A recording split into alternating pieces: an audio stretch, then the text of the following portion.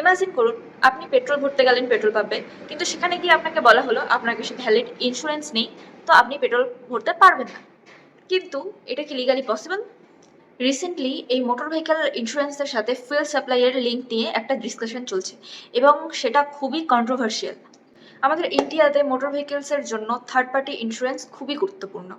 মানে যদি আপনার কাছে থার্ড পার্টি ইন্স্যুরেন্স না থাকে তাহলে সেটা প্রবলেম ক্রিয়েট করতে পারে আপনার গাড়ি চালানোর ক্ষেত্রে। কিন্তু তার মানে এটা না যে এখন থেকেই আপনি পেট্রোল পাম্পে যাবেন ইন্স্যুরেন্স নিয়ে এবং আপনাকে ইন্স্যুরেন্স দেখে পেট্রোল দেবে। এখনো পর্যন্ত এরকম ল আমাদের ইন্ডিয়াতে এখনো হয়নি। এখনো পর্যন্ত ফিউল দেওয়াটা জেনারেল ল হিসেবেই আছে। কিন্তু এখানে একটা লিগাল কোশ্চেন আসে যে ইন্স্যুরেন্স আর ফিউল তো একটা এসেনশিয়াল জিনিস, তার সাথে ইন্স্যুরেন্সের কি কন্ডিশন করা যায়?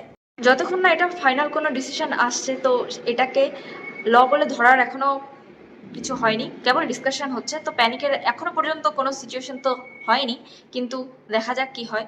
এটার আপডেটের জন্য তোমরা নেহা সরকারের পাশে থেকো। Thank you. Advocate Neha Sarkar তোমাদের পাশে আছে।